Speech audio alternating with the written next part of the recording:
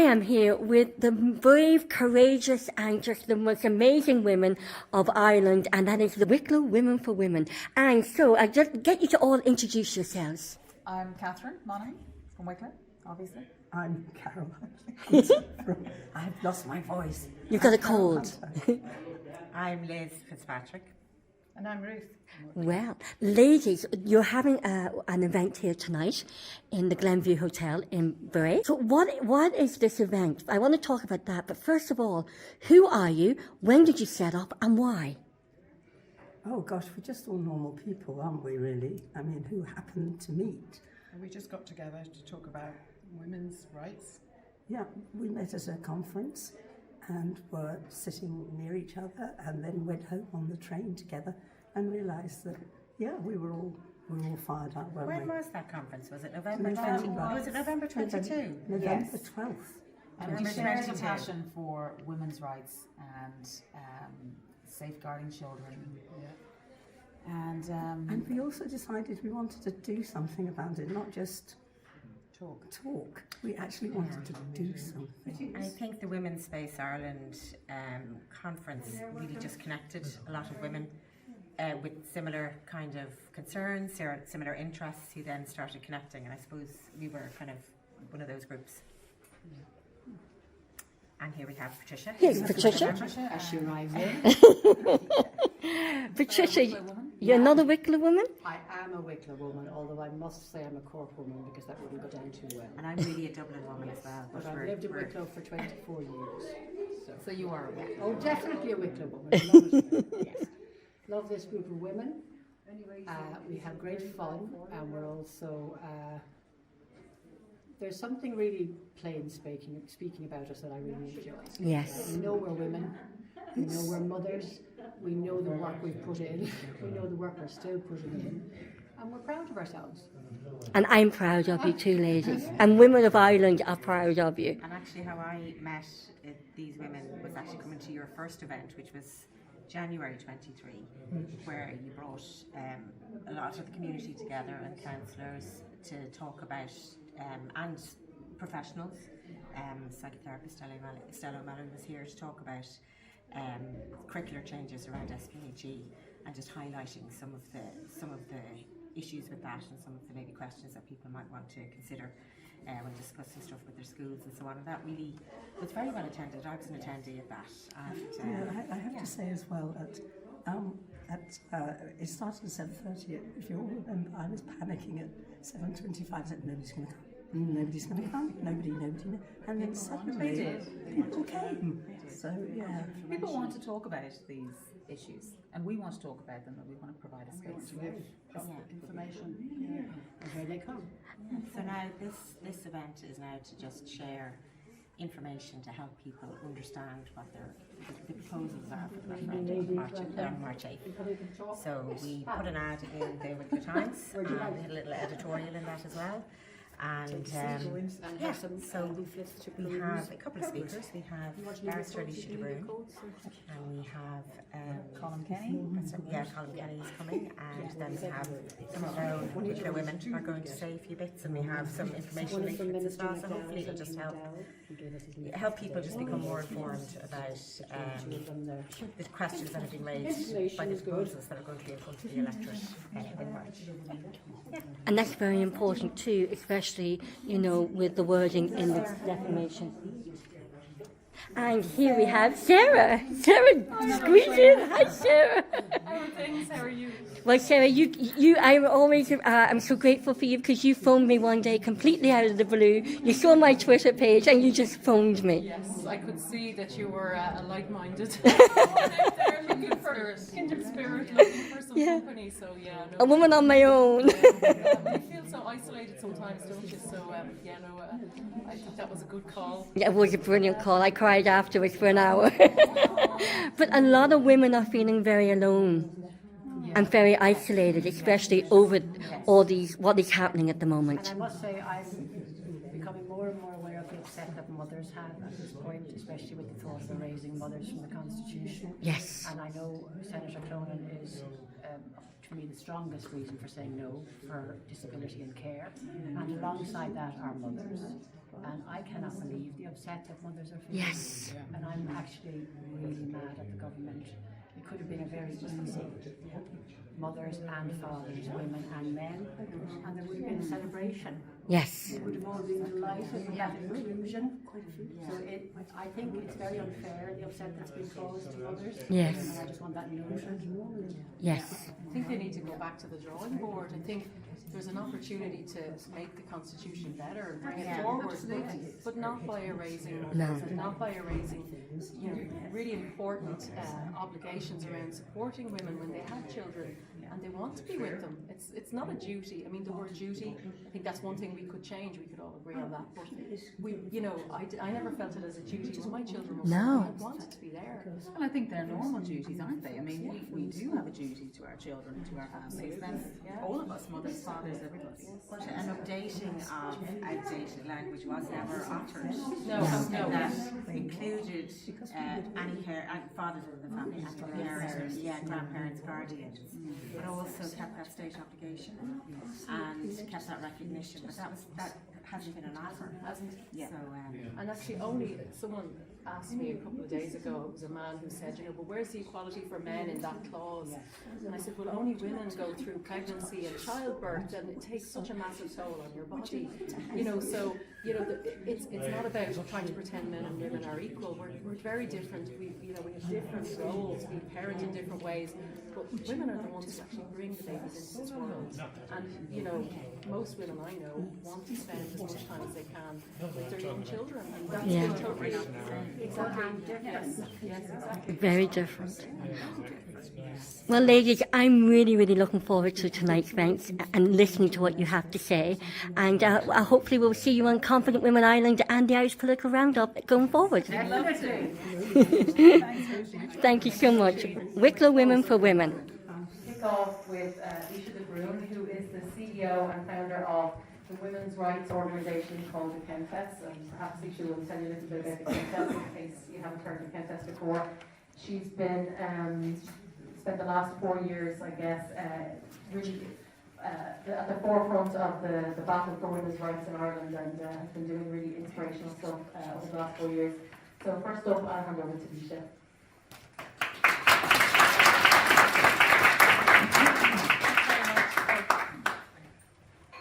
Thank you very much, Sarah. My name is Laoise de Brun. I'm a barrister and a lactation consultant. I used to be a broadcast journalist, and I founded the Countess 4 years ago in secret. And it was an extremely hostile environment. And in fact, a few weeks after our first tweet out into the world, 40 NGOs co-authored a letter calling for us to be disenfranchised. And I'm always reminded of that because it's the same NGOs that are now calling for a yes, yes vote. So really, as an organisation, as a campaigning group, we see this as a continuum. Like this is just the most recent battle in an ongoing war for our rights and for our words that we're fighting with this government for. I think it's fair to say the other side are zealots, they're driven by ideology.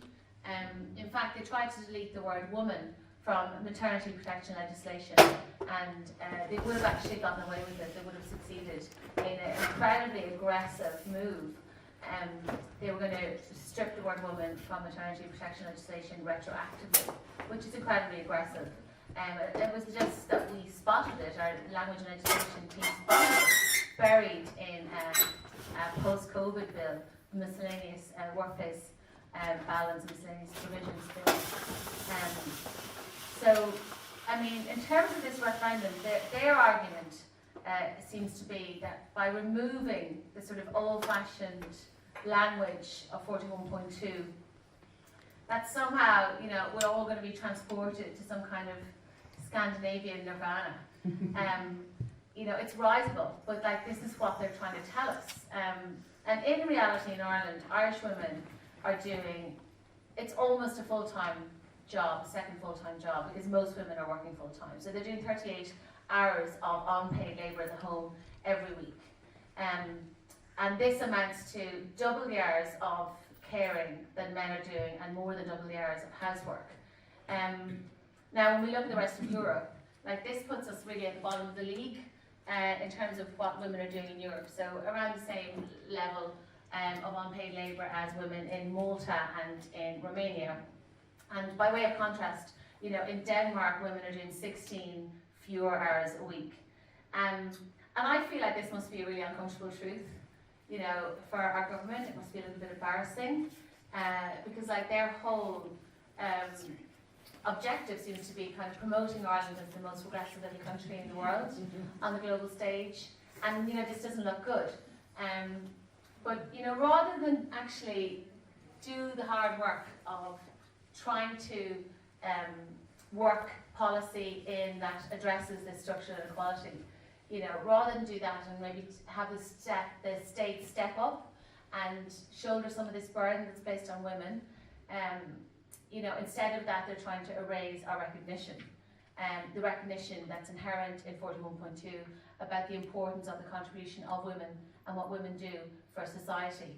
So, you know, they don't want to actually do the work, but they are almost arguing that the words themselves create the inequality. And this is just so lazy, it's so incoherent, like so much policy nowadays.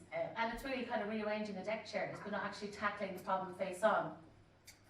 And when you look at the argument on the other side of this referendum, it's really kind of hard to pin down. I mean, I think at the start it was just blatant mistruths and lies, you know.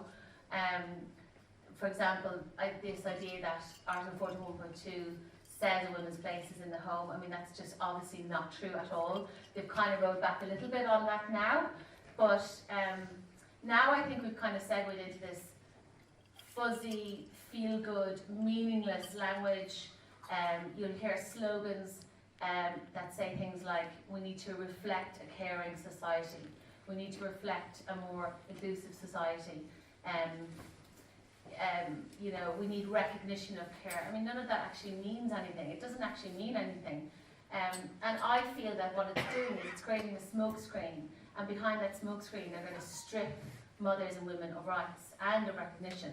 So I'm just going to go through how we are moving in the wrong direction in terms of justiciable rights. And these are rights that you can rely upon in court, that you can sue the state to, you can invoke in court. So, firstly, I think it's important to look at the language and what has been proposed. So, currently, it says, 41.2 says, the state shall endeavour to ensure. And what they're proposing to change that to is the state shall strive. So, by way of comparison or context, let's say, I'm training to be a barrister. I'm a Devil barrister, and my master does a lot of JR. It's a huge part of his practice. And I can tell you, on a weekly basis, there will be a JR brought forward, and a primary school place has to be found for that child as a matter of emergency, and the courts basically can force the state to do that. And why is that the case? That's the case because under 42.2, Article 42.2 of our Constitution, it says the state shall. So when you look at the difference in the language, you know, the state shall means it's absolutely enforceable. What we have currently is the state shall endeavour to ensure, which actually, by the way, is how they word 42.2 when it comes to independent schools and different schools of different denomination. So it's still pretty enforceable. Now I'll come to that in a minute, like where those rights do reside and how they have been enforced in the courts. But what we will end up with, what they are proposing for the new amendment, is the state shall strive. Now, you don't have to be legally trained to see that this is subjective. I mean, how do you quantify it? It's not, it's, you know, it's just like we're going to do our best. So, I mean, I think it's very clear that we're moving in the wrong direction in terms of rights that are, that one can rely on, and that you can, you know, there are judicial rights. You know, it's unfortunate that so many caring associations and stakeholders have all kind of really naively come to believe the spin around this. And they seem to, and we keep, and I sometimes wonder, have they all got the same press release? We keep hearing the same arguments. I don't know if anyone else has noticed that. It's like a drip feed, but the same kind of slogans. And what I keep hearing anyway is, you know, if we just get this amendment through, then we'll have a platform, and from that platform we can advocate for greater care. Like, that just means nothing. I don't understand what that means. You know, I don't understand what they mean when they say that. Do they even understand themselves? Because there is nothing to stop the government legislating for proper state support for carers and for families looking after disabled children.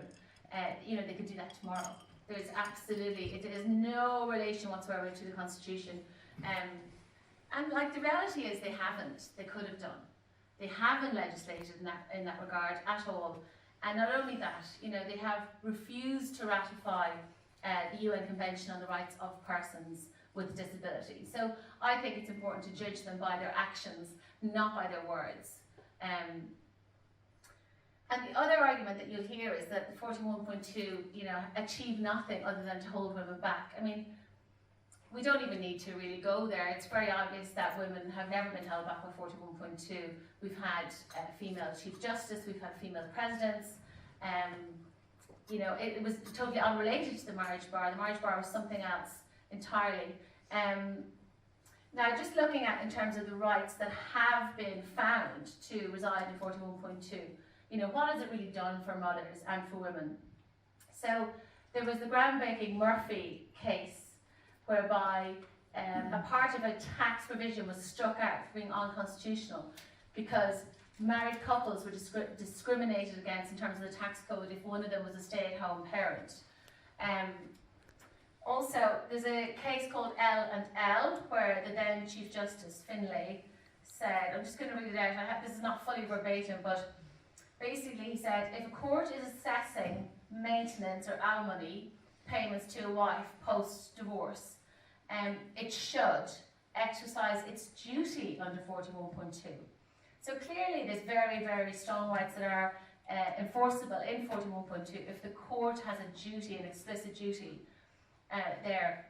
And so its duty under 41.2, and maintenance must be set by the court to avoid forcing the wife and mother out to work.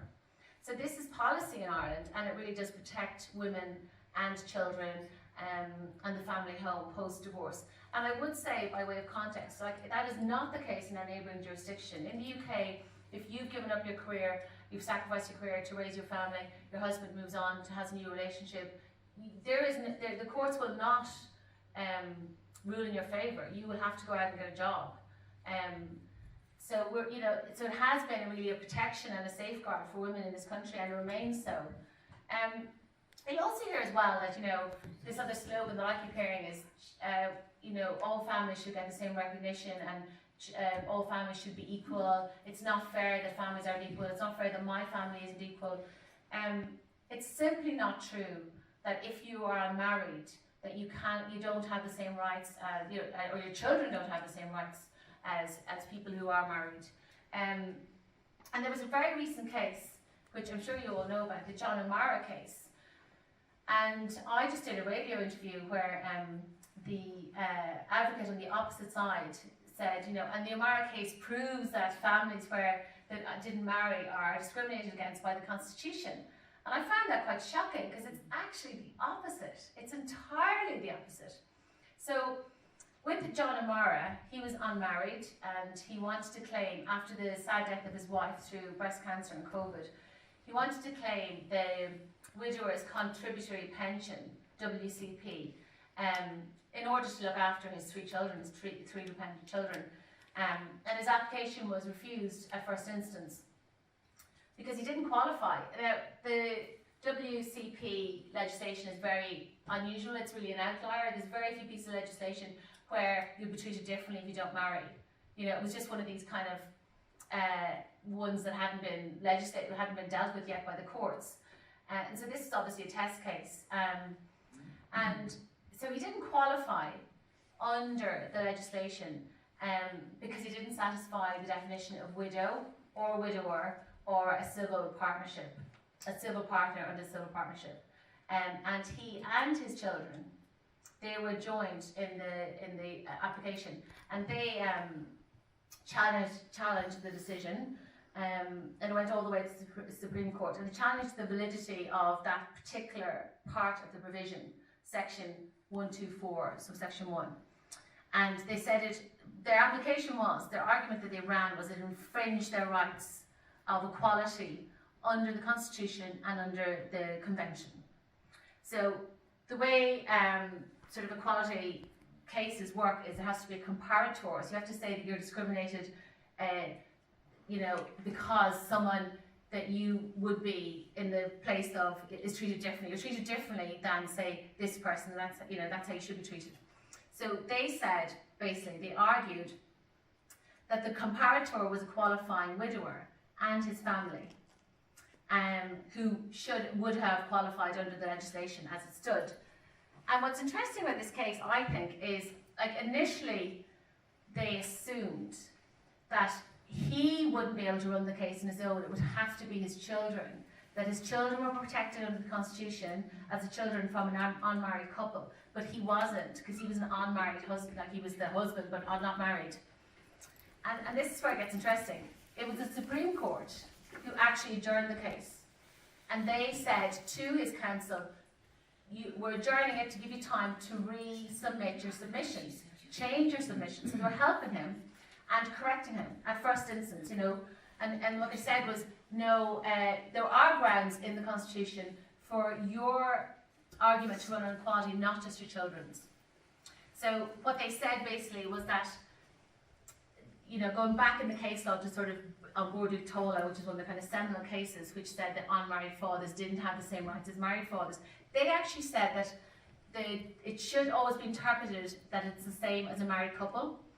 So in fact, he reran his arguments, and the arguments were based on not only his children, their rights being vindicated, but his rights as well. So for me, that is a very explicit proof that the Constitution does protect not only the children of an unmarried couple, but the couple themselves as well. It's simply not true that unmarried families aren't recognised, or that they're discriminated in any way in terms of positive law. But what we're being told all the time is that they are, and that's why we need to bring in this new durable relationship. I'm sure you've all seen farcical attempts in the media to try to define this slippery thing. And I think it's really important to say no to essentially an ideological government taking us over the edge of this cliff, really into an unknown new vista. I mean, it's just chaos and fudge. And when we saw that, we saw elected officials say things like, I don't know about legal rights, but I know that those people have emotional ties. I mean, I ask you, is that good enough? Is that good enough? I don't think so. And I feel like, they keep talking, making the energetic argument. We want recognition of care. No one knows what that means. We want an inclusive society to be reflected in our Constitution. How I feel is, how dare they vandalise our Constitution in this manner? It's so reckless. It's so careless. It's very clear.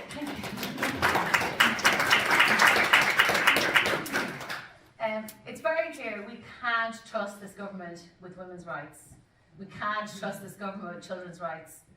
We can't trust them to just keep churning out sort of vapid mantras and do anything really to sort of burnish their woke credentials to the worldwide stage. I mean, we found as well, I'm sure you've all seen it, but there's a UN CEDAW document that requests that Ireland remove the sexist language. And that really begs the question, who's in charge here? It's clear they're trying to break the link between marriage and family. And they're doing this really by lying. And I don't say that lightly, but by saying that unmarried couples are not equal in law. That's simply not true. I mean, there is statutory basis for equality insofar as you are afforded rights to maintenance if you are cohabitants currently. You can get a share in the property. You have those enforceable property rights as it stands. That's if you live together for 5 years. And I think that's reasonable. I think most people would say that's pretty reasonable. It's common sense. And it's only 2 years if you have a child together. Again, that's trying to protect that child. That child is born from that couple. It's to protect that child so that family home is not at risk. And I think it's fair to say, and I think this is the bit that people are afraid to say, marriage is an extra step. And people choose to take it or not. And no one is precluded in Ireland from taking that step. And has been argued by the people. You know, Senator McDowell said this, and this is so important. Like, a marriage can only be ended by a court order. And that's why we have that certainty. And that's what we need. You know, and when the court order happens, at the end of a marriage, provision has to be made by the court to protect the dependents.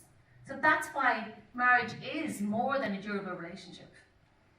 And I'd say as well about the durable relationship element, you know, the way the law has to work is, I have to get up in the morning and I have to go about my business and arrange my affairs, knowing exactly with certainty how the law stands and how things are run and what is legal and where I am in terms of legality and where I stand in terms of my property rights. It cannot be that I'm, you know, going about my affairs and I don't know, is there going to be, you know, a case that will change everything. That is no way to order society. So I feel like what's happening is there's a kind of a smoke screen that's been erected, and it's very lazy, but it's also very dangerous, and it's full of fuzzy feel-good slogans, which will actually achieve nothing for carers and families, but will have the following very egregious and quite reckless outcomes. So the proposed amendments will erase any mention of the word mother from our foundational legal text and the word home. They'll erase the official and I feel ennobling recognition of the value of the often invisible, often thankless, but profoundly important work that women do in the home. It'll remove any obligation on the state to shoulder this burden, as I hope I've described quite clearly. It's going to break the link between family and marriage. And I believe these proposals are anti-woman, anti-child, anti-family. I think it's a narcissistic attack on our foundational document. I feel like it's an insult to womankind. How dare they? So we need to protect everything that we care about most. Vote no, no.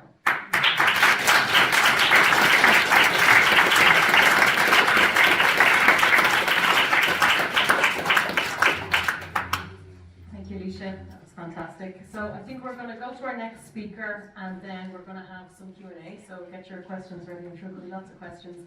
So next up we have Colum Kenny, who is Professor Emeritus from TCU, and he is a historian and a barrister. And I'm going to hand it over to you now. Thank you very much. Thank you.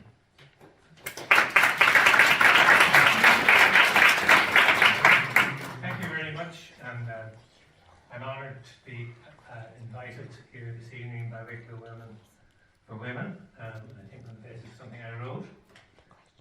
When you're 73, you don't get asked by women to do much except read. That's a good story. I'm going to tell you a story first. A nice little story.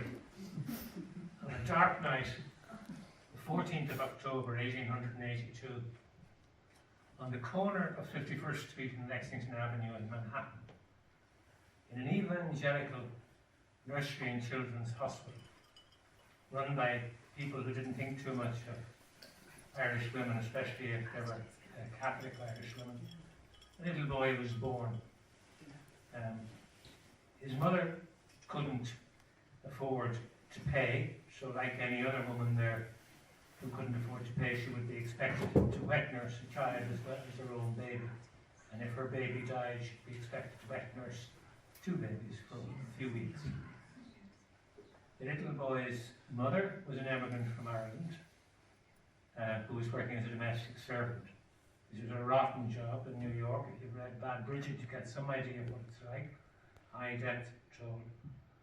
And the little boy's father, we're told, had disappeared out west on the grounds of health, apparently, and was never seen again. He's said to have died.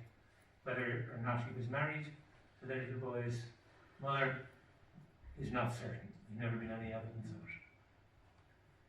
it. And the little boy's mother struggled to keep him for 2.5 years with the help of a woman called Mrs. Doyle from Limerick. But she couldn't manage. She had a brother working in America who was going back home for a holiday. And the brother said he'd take this little boy. This little boy had been named George by his mother when he was born in the hospital. But when he was christened, about 7 or 8 weeks later, his name was changed to Edward.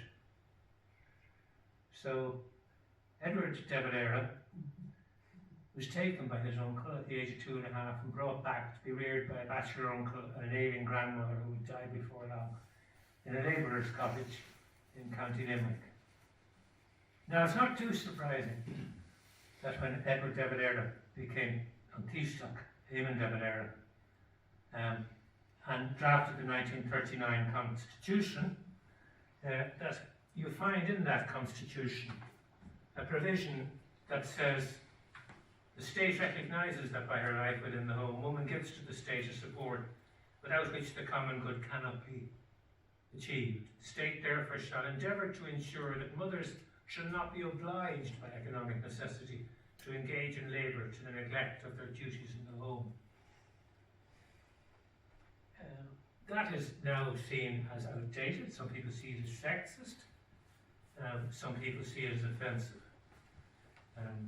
I'm not too sure how many people see that as offensive.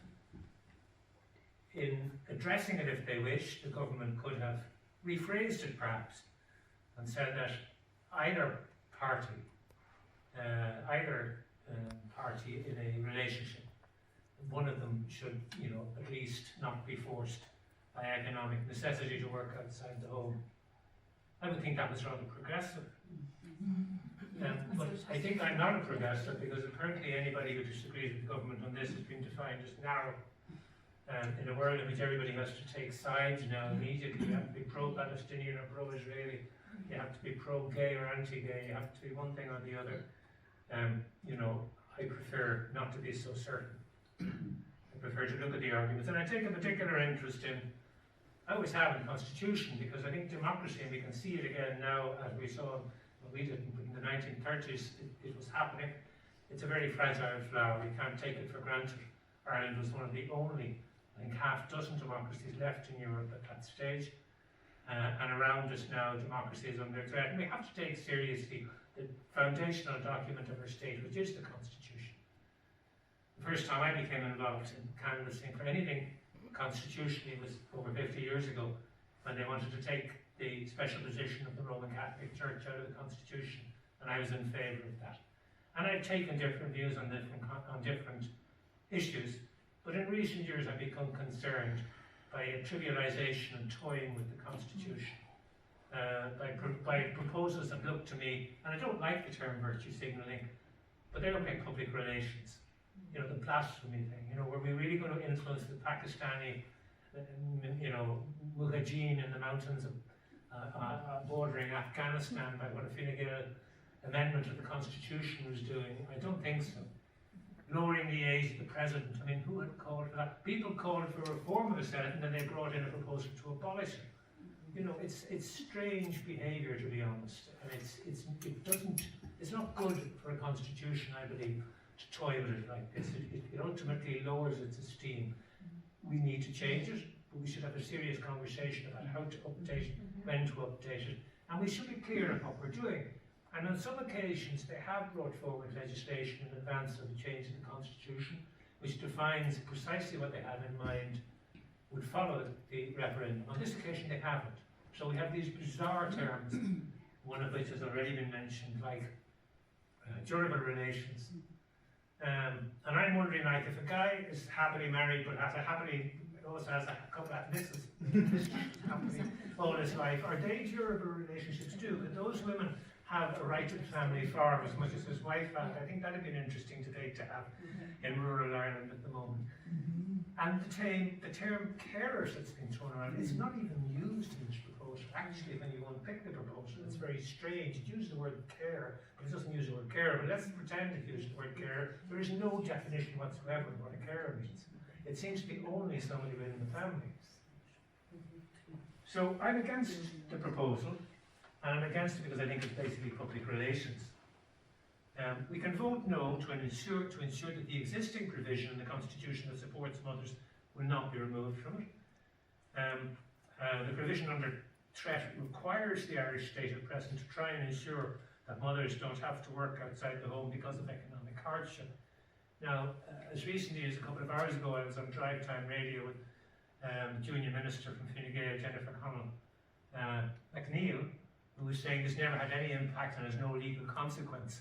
Well, we've heard already tonight that's not entirely true, and in any event, if that has no legal consequence, what does she think her new amendment, what does she think the rationale for her new amendment is, because it's even weaker in what it says and the language that it uses. The government could have strengthened the existing provision. It could, for example, have extended protection to one partner of any gender in each relationship, but it's not doing that. Instead, it wants to replace the existing obligation with a weaker formula of words. It's spending €15 million on this referendum. That's the average cost of a referendum in recent years. It's also, by the way, which I think is ironic, shutting down schools on International Mother's Day, not only losing children a day at school, but forcing most probably mothers to go to great lengths to look after the children that day. But anyway, that's a minor point, I suppose. The current housing crisis, high childcare costs and the inflation of insurance and grocery prices, for example, mean that parents know well the value of time spent at home by mum or dad. Commuting to jobs that are needed largely just to make ends meet is not exactly an ideal way of caring for the family. It's not all about job satisfaction, and let's not pretend it is. At the same time, in the referendum, the government's trying to shift the burden of providing care in the home. Whether that's care for children, or for the ill, or for the elderly, they don't say. It's shifting it more onto the family itself. It's replacing the existing duty on the state to endeavour to help mothers by a mere promise to strive to support families. And its proposed new definition of carers is strangely narrow. It refers only to the provision of care by members of a family to one another. Excluded, for instance, are carers from outside the family and state assistance such as home helps, which are badly needed in a lot of counties. There's nothing here for them. And there are no new supports, financial or otherwise, ready to come on stream for carers if the referendum is passed. Indeed, as already said, it wouldn't need a referendum to do anything to help the carers. You don't need a referendum. You can get on with it. So in my view, the referendum at this point is an expensive excuse to do nothing. And what about the opposition? Sinn Féin, as usual, seems to want things both ways. It's calling for a yes vote while damning the proposal as inadequate, and today say they'll have another referendum in any event. I won't figure that very. Civil groups that have been calling for a referendum on carers and families also largely admit that this referendum is not what they want. But the government keeps going around saying, you know, groups have been calling for this. We've had citizens' assembly. They did the same with the blasphemy thing. They cited the citizens' assembly even though they were not doing what the citizens' assembly had proposed. And it's the same on this occasion.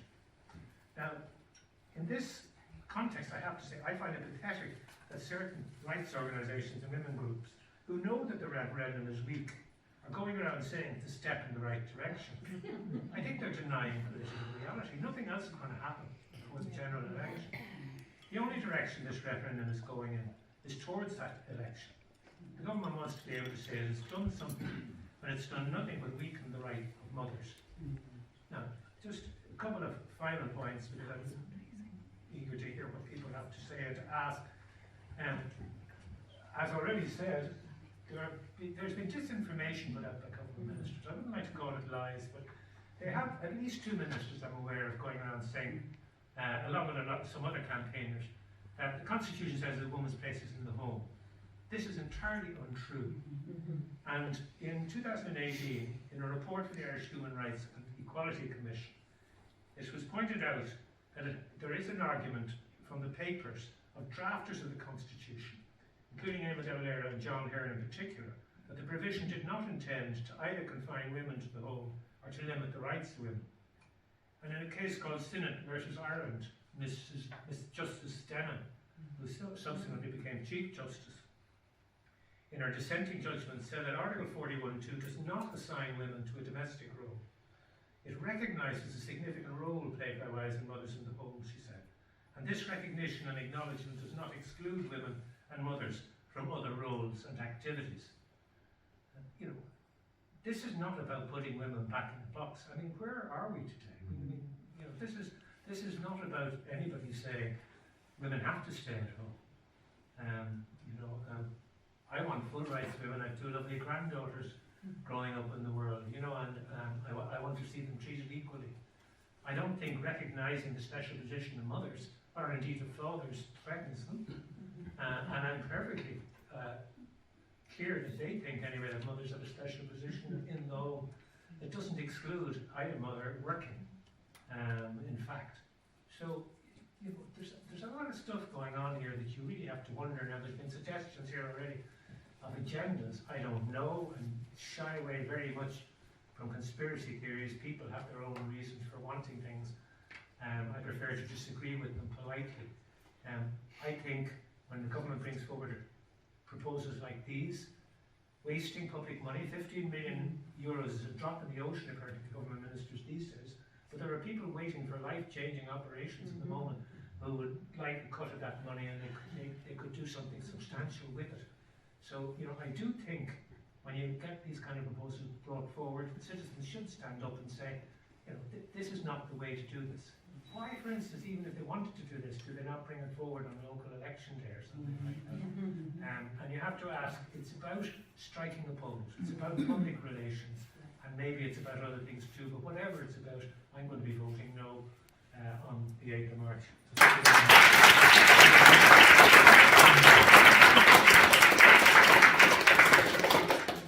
Thank you, Colum. So I'm going to hand it out to some of the audience and for some questions for our speakers. Absolutely fantastic. But as was said earlier, there are things that can be done now without changing the constitution, and if anything, this proposed change, puts the onus back on the family. And you know, having seen, I'll try not to get emotional, but having seen my own mother care for my father so well in the home for several years before he passed away last year, you know, she got so little help from the state, you know, a couple of hours a week for her to get out and get some headspace, and you know, the responsibility that falls on families when they have someone that needs this kind of care is already immense, and the government, I feel, is just completely dodging their responsibilities here, and if anything, just trying to make their responsibility even less. So I'll be voting no. And on the woman in the home provision, my daughter is here. There's 3 generations of us here tonight. My youngest daughter, when I had my children, I didn't know about this provision. I wish I'd known about it. I wanted to be with them, and I don't know another mother that, you know, bringing children into the world doesn't want to be with those young children. It never felt like a duty. It's where I wanted to be, and you know, I couldn't afford to be with them as much as I wanted to. I remember selling my car at one stage, and then after about a year or 2 with 3 little kids, my husband said, look, you've got to get a job, and so eventually I did go back to work, and at that point was very lucky that my mum's sister, my aunt, was willing to step in and care for my children and allow me to follow my dream and have a great career, which is, again, another point. I don't think the Constitution has held us back in any way as women. What we need is support around us, and that is usually in you know, it's family, and I think I've been very lucky with the family I've had around me. So I think it's a myth that it holds us back, and I think we should embrace this part of the Constitution that strives to, or endeavours to, ensure that mothers don't have to leave the home out of economic necessity. And I think that was a fantastic story that you brought, Colum. I didn't know about that, and thank you for that. It's quite emotional listening to it. So look, I'll be voting no on that one as well. So look, I'll hand out now to the room. If anyone has any questions, just put your hand up, and yeah, questions for our speakers would be great.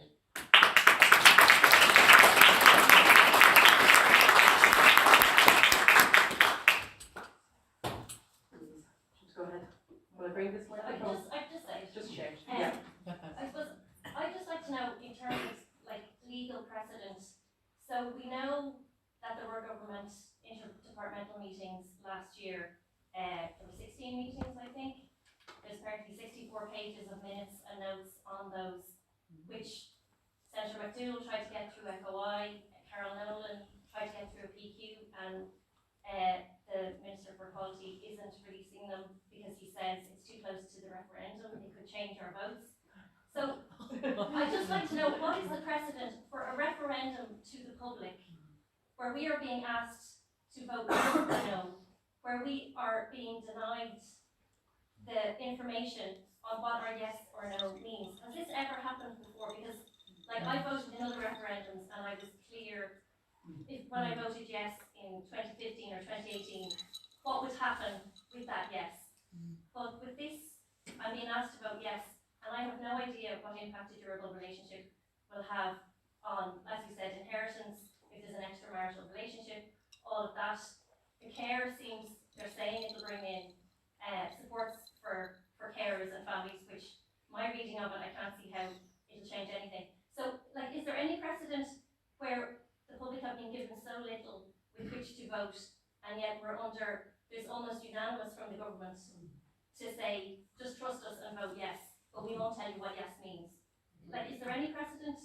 You know, maybe Colum, you know, you've been around a bit longer for other referendums, and Alicia, I know you're obviously been around as well, but like, has this ever happened before? Well, I think governments generally in the nature of things, you know, will say what they want to say. I think maybe the question is, you'd be better to answer this perhaps, you know, what right would you have? I mean, if somebody went in tomorrow and, you know, claimed they were being denied access to documentation under freedom of information, and that denial was incorrect. The trouble is, freedom of information, if you've ever tried to use it, is a very cumbersome procedure. You have to exhaust remedies that are themselves exhausting before a court will take up the case, and there probably isn't time. So it's politics, that's what it is. I mean, they don't, you know, it's politics. So I mean, we have all the parties more or less agreeing, and that makes it more difficult. I think I would agree with that. I think it's also evidence just of a ever-widening disconnect between government and the people. I mean, we've seen not only with the refusal to release those accounts, it's also just the absolute abuse of the process, of procedure. The guillotine, no legislative pre-leg scrutiny. I mean, I think it is extraordinary, and I would agree with your point. I think it is a new paradigm, and I feel like, and I know you're not a fan of this, and I don't mean to sound like a conspiracy theorist, but I think you know, many of us would see this as kind of part of an ongoing kind of ideological drive that seems to be there at the heart of power, and there seems to be, I would say, you know, many of the referendums in the past whereby there was a groundswell at grassroots and there was a need to legislate or to have a referendum rather, and I think that's kind of always become intoxicating. There's a sense of who we are at the centre of power, of like, this is who we are, and just keep pushing as hard and fast as we can in this direction, and let's ride roughshod over process and procedure. So I think that's because there's such a disconnect between this sort of echo chamber at the centre of power and the people. I think there's an arrogance, isn't there, around you know, you don't need to know, we know better, and I've seen that a little bit coming back to Alicia's point from even the hate speech legislation and some of the other policies, I think, and the other initiatives that the government are involved in. And, you know, for any of us that's watching, when someone pushes back or asks questions, it's become quite toxic. You know, you're automatically assumed to have you know, some kind of a negative agenda for questioning something. So I don't know if the government's been in power too long as it stands, or whether they're out of touch, because maybe during COVID, you know, a lot of the constituency offices shut down and maybe they've just lost touch, but it feels that there's no communication channel even to give this feedback. It feels like, you know, you try and have a conversation, you know, personally from my experience, politicians won't respond. I know we have some here tonight, some local politicians is fantastic, maybe they might say hello and identify themselves. But for the TDs in Wicklow, I've never had a good engagement with any questions, even good faith questions, you know, where you just have genuine concern. So I think it's a really good point. Maybe we should write some more letters about the FOI ourselves. There's a hand up at the back there. Go ahead. Hi, I have a kind of a related question. It's kind of a legal question, so Alicia, you might be able to address it. I was just thinking, this is a kind of it's a mathematical referendum in that there's two questions being asked. So the outcome could be yes, yes, no, no, no, yes, or yes, no. Sorry, bear with my mathematics here for a moment.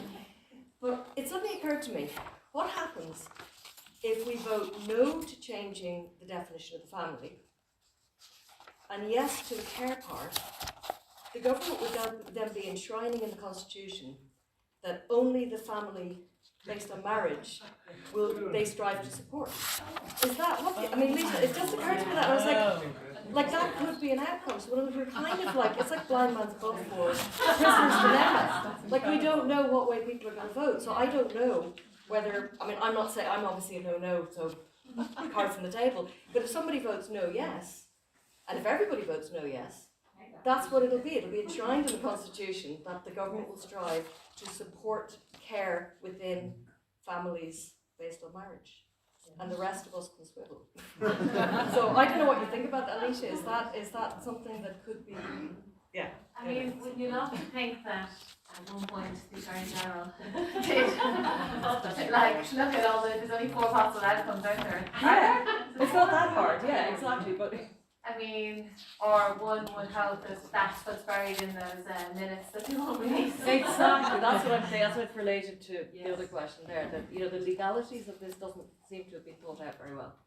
Permutations. Yeah. I mean, like those of us in the kind of the wider battle vis-a-vis gender ideology and women's rights and child safeguarding, we can talk endlessly about the unforeseen consequences of legislating blindly and not looking around corners. I mean, this is such a visceral example of that, isn't it? Because it's our foundational legal text, and I think that's how a lot of us feel. Like, how dare they just tinker with it? So yeah, it's quite narcissistic to do that and to be so lazy as to not work out exactly where it's going to lead. Would you like to? Well, I disagree with you that the legal implications have not been thought out. I think they have. I think they know it's pretty much meaningless. And insofar as it has meaning, it will be a problem to the Supreme Court, and it's not going to happen for a long time. So in the meantime, as I say, it's a public relations exercise. I think there's nothing in there that's going to bind the government. And even if the scenario you sketch out happens, well, they're still talking about what most people mean by the family, in Ireland. And let's not pretend people are going to be heartbroken one way or the other. If the family is not somehow redefined this obscure way to include durable relationships, which nobody seems to know what it's meant to mean. So I think it's well designed to avoid any legal implications.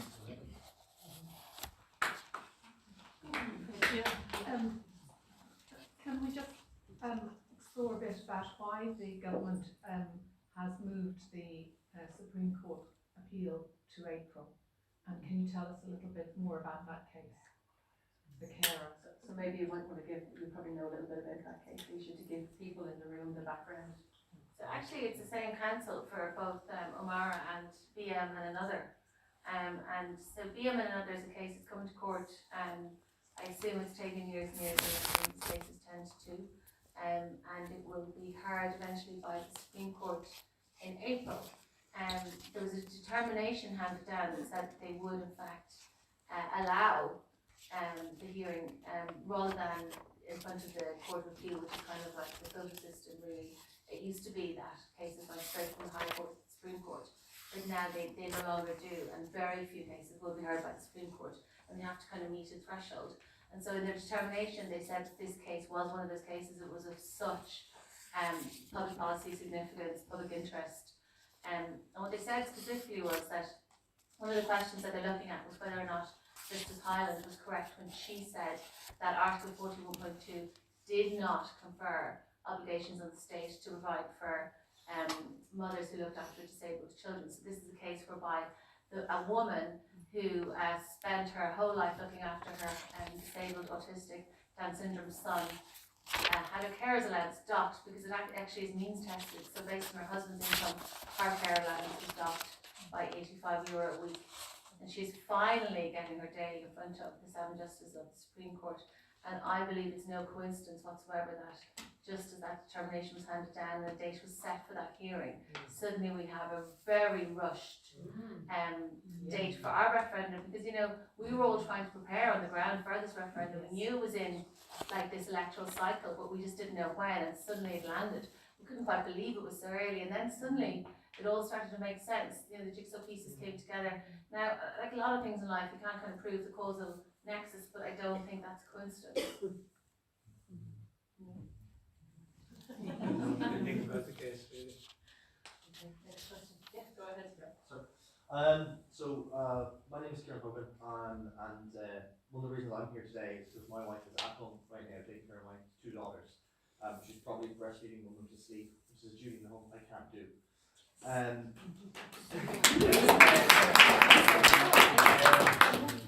I at least in my generation, I have always wanted to and be the father involved. I've changed more nappies today than my dad ever had, and I split the housework as much as I reasonably can. I'm the England representative for Wicklow, so I want to announce myself that I'm here. But also, we're running a stall next week in Bray City Centre to campaign for a no vote.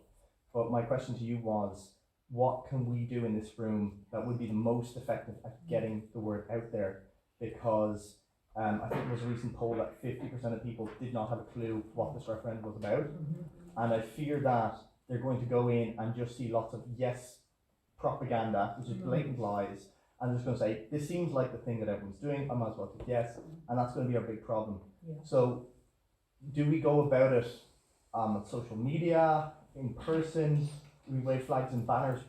How do we collectively work together? How do we best, get that message out there so people see what this is really about and understand why they're voting, hopefully voting no. That's a really good question. And we have how long do we have left? I just want to let you know. As in, is it 3 weeks? 2 weeks. 2 weeks. 2 weeks, yeah. I do want to let you know, Aintree is the only party in the Dáil that's campaigning for NoNo. Everyone else is in lockstep. They've all been bribed, confused, or hoodwinked into going yes on this.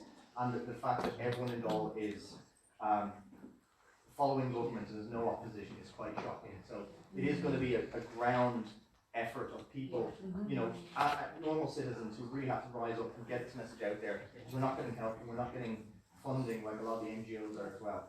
So how do we go about that on a citizen basis? Yeah, and I know but first I just want to say I think Padder's doing a fantastic job actually. He's a really good speaker. I wouldn't agree with him on everything, but I think on so much that I'm interested in personally and that he should be interested in. He's a fantastic speaker, and I think he's doing great work.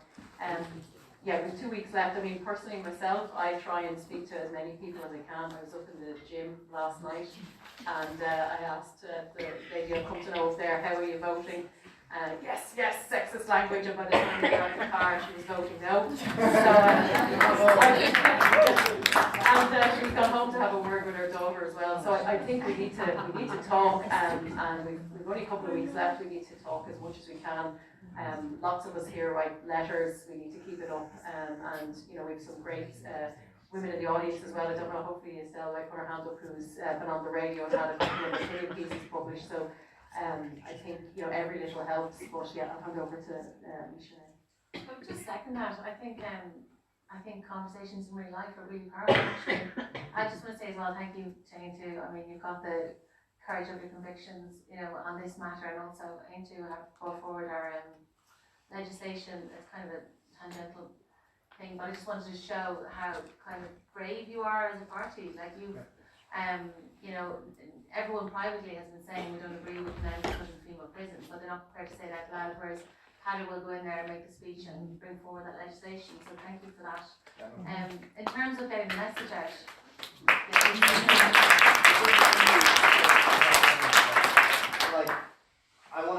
we have to be the most efficient we can be, because we are outnumbered and outspent on this. So it's basically how we get that message out there as a coordinated campaign. That's going to be the thing that wins or loses for us. But I'm hoping if the message is percolating up. Like the Countess have had teams out every weekend, like in about 9 towns in Ireland, concurrently, like over consecutively rather. over the last 7 weeks. Like, and even if those volunteers, maybe there's like 4 of them, and even if they're out for 4 hours and they speak to X amount of people each, like, I believe that there's a ripple effect from that. I really do think so. And I think as well, people are really hungry for knowledge on this. So I think, as Sarah said, real life conversations really do help. There is a bit of a media blackout, I think, especially at national level. But then again, I think also pulling that regional, local, like what would the women do? I think it's so powerful, you know, to be here this evening. Like that's like in Ireland, that lever really works. I think that local, regional lever. So thanks to Wicklow Women for organising this, trying to find women have scattered around the room. Can I just say on that actually if you go refer people to Michael McDonald's website, Yes. he has his AP, this leaflet's on there in PDF form, and also in his opinion section all the articles he's done on it in the Irish Times. And for the uninitiated or people who are looking to be able to just snap, it's actually just a handy source because you can be trying to decide what to send, and if you're emailing people or whatever, it's just a handy single resource. He's doing so well. Okay. Yeah, go ahead. Yeah, hi. Hello, my name is Rory, and thank you. I enjoyed listening around, and especially listening to both you, being a barrister, and someone else that actually knows about the Constitution and the importance of the Irish Constitution. In my humble opinion, it's probably the most liberal Constitution ever written. And it's an awful shame that people don't know the Constitution, general working class people, and I believe this referendum may be an opportunity for people to look at our Constitution and how important it is, and in particular Article 40 to 44, which are our fundamental rights. You know, and I do believe there is, I disagree with you on one thing, there is some sort of agenda here to remove natural law and nationhood, and that's where they're enshrined, and women, you know, from to remove a mother from a home. Impartially, we had a case ourselves where we were trying to get the state to perform an autopsy on my mother, and we relied on that particular article to get the remains of her body handed back to the family, and we did that. So I've been working with a group of people, and we've been looking at the Constitution. We have a website, and we have lots of leaflets available now for the No campaign. If anybody wants to get some, just cover the cost. We have some here tonight, I'll give them out free or whatever. But it's so important that people understand their Constitution more so than anything else. And I hope that this is for Irish men and women and families of why it was written and what it's about, and it is our founding document, and we have a history on our website of what the Constitution's about. Now most of the front page has been changed for the no vote, and other stuff will go back on there. But I just want to, you know, commend everybody and anybody that have been working and putting it out there, because it's very hard to go against the government and the NGOs and the so-called opposition. The worst statement I heard was from Bridge Smith. She stood up in the Dáil and she said, "This article ties a woman naked to the kitchen sink." So that's the type of stuff that has been sold. So again, I have a copy of the original 1937, just you quoted 39 and 37. I have a full 63 article here I'd like to give you a gift of. But we have lots of flyers and we have a website. If anyone wants to get on board or just get into your local area and stuff like that to get this no vote over the line. I did send, sorry, what's your name, a message. So recently, and it was a concerning thing that we looked at, they put it up that everybody had to be registered to vote up until the 20th of March, or sorry, February. And a lot of people have been removed from the voting register. Lots of people I've spoken to, especially women. So I hope that we didn't miss that deadline and would find a way of, and if we lose, which I don't believe we will, hopefully this can be challenged within a court because of the misinformation, the lack of holding back the minutes to their meeting and the lawyers and stuff, and the fact that people, this is a referendum is a vote by the people, you know, and whether you're registered on some digital platform somewhere or not, it's a vote of people, and if you're removed from a register when it comes to the day, hopefully there'll be lots of challenges. But I just want to, I don't want to be selling anything to here, it's a genuine promotion to support all of you in the room. Look at our website and take our leaflets tonight. Thank you for listening to this. It's on our flyer, it's unrock1937.ie. Thank you.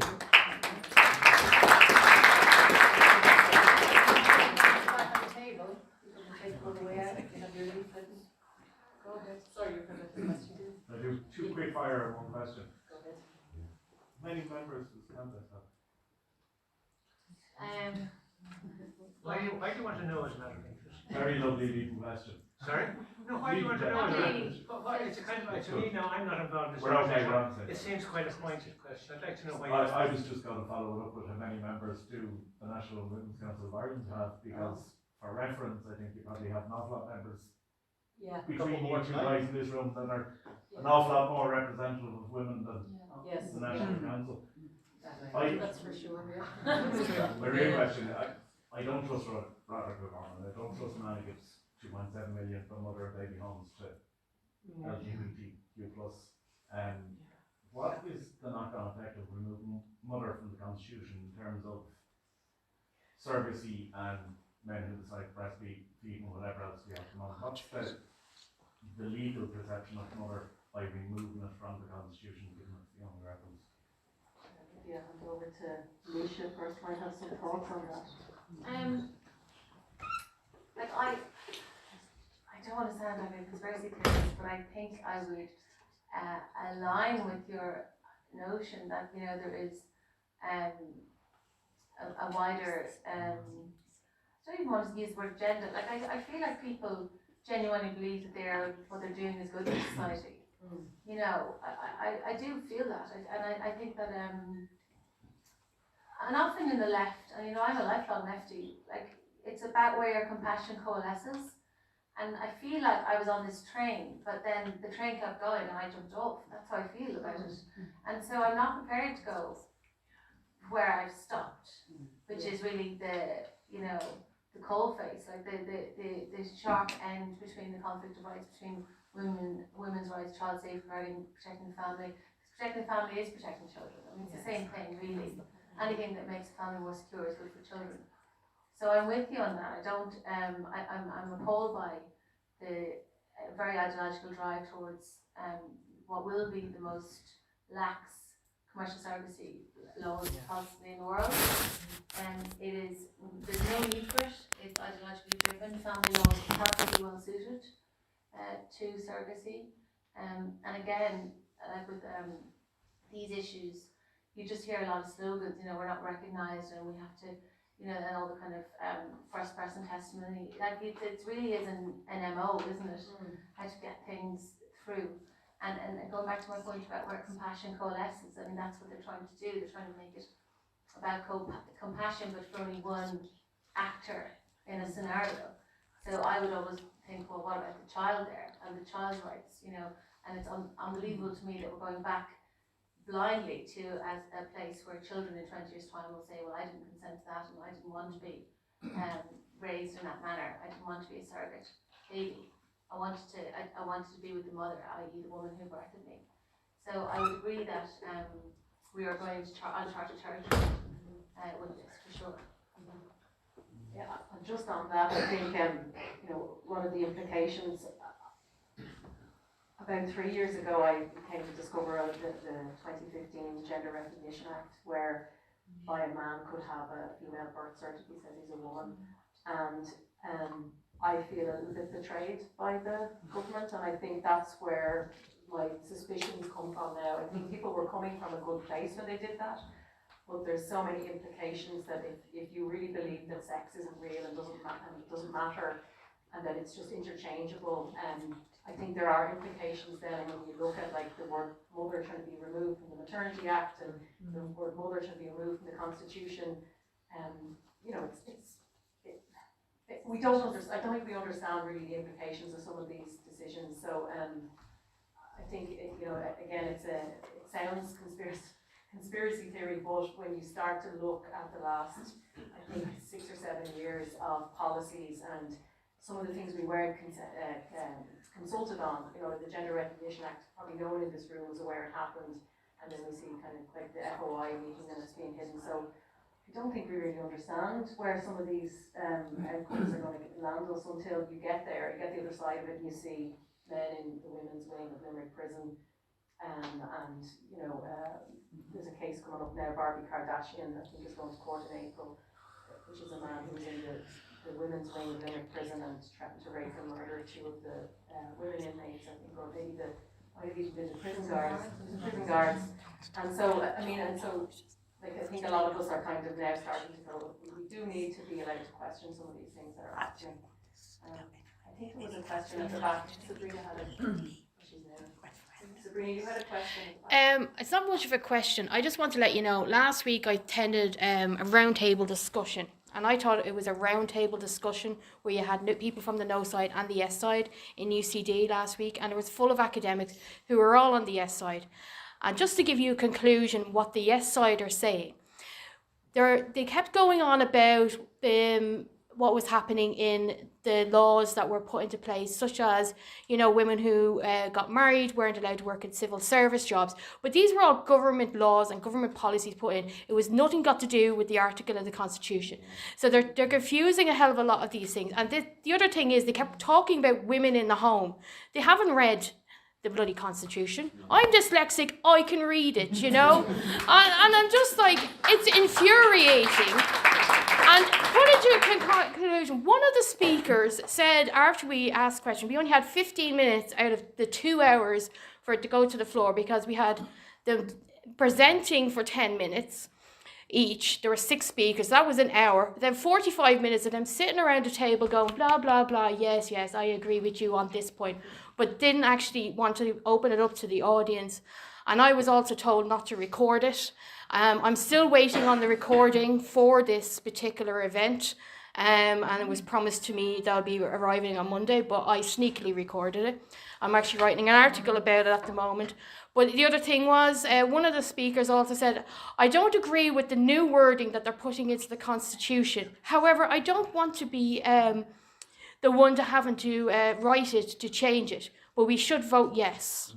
So they don't agree with the wording and they want us to vote yes. This is like, and these are educated women, and I find, like I have a degree myself, and I just find it infuriating that these women in these very powerful, privileged positions telling lay women that we are just absolutely oppressed by this article in the Constitution. My mother is self-employed, for Christ's sake, you know what I mean? She has a successful business for over 30 years now with my father. My grandmother worked in various different establishments, was a seamstress and everything like that. And this article in the Constitution hasn't held us back, and we've had 2 women presidents, which is more than we go say about the US, for God's sake. You know what I mean? So I just think the yes side have lost the bleeding plot altogether. Excuse my language, but that's the way I feel about it.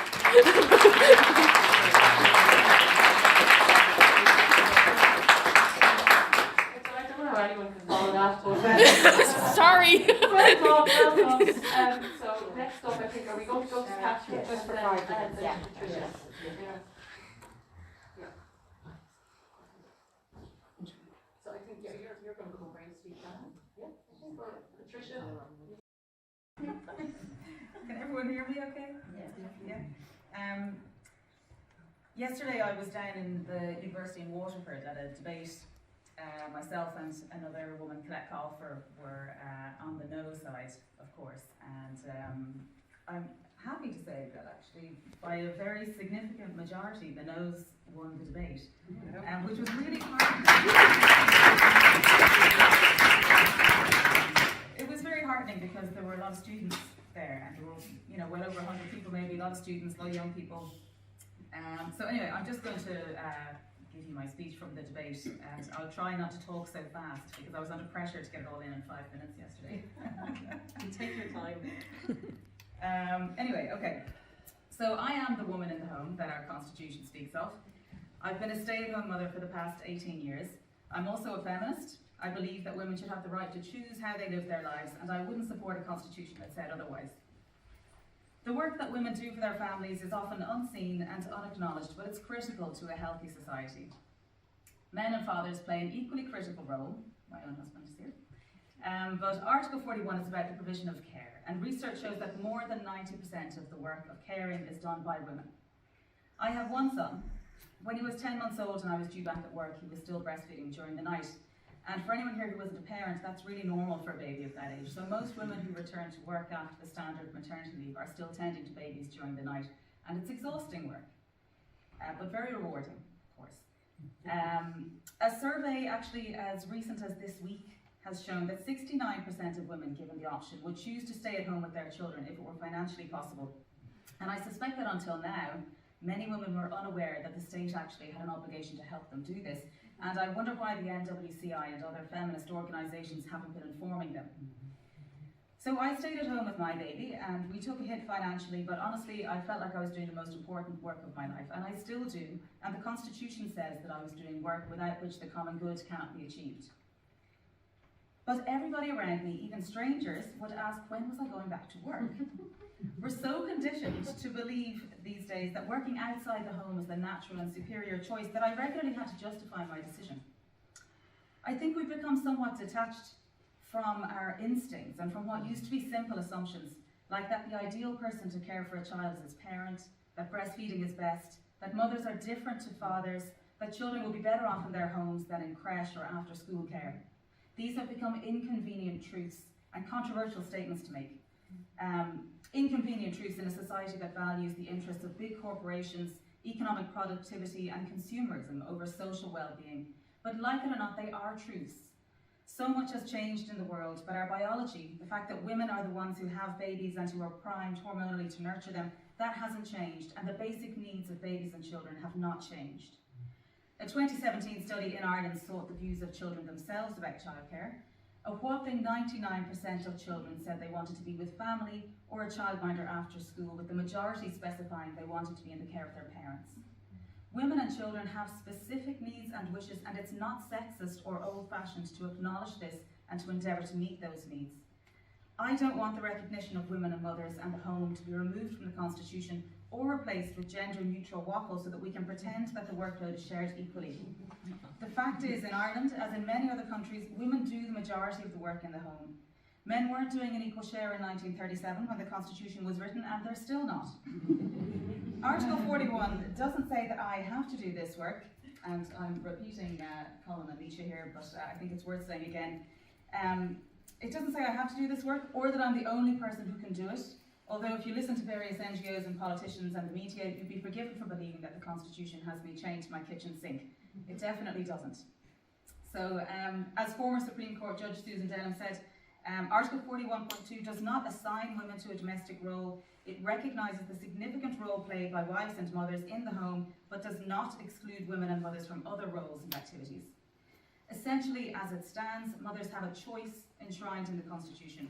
And if we need any reassurance of the fact that we have a choice, we can look to Article 45, which states that women and men equally have the right to work to support themselves. So why aren't we holding the state to their promise?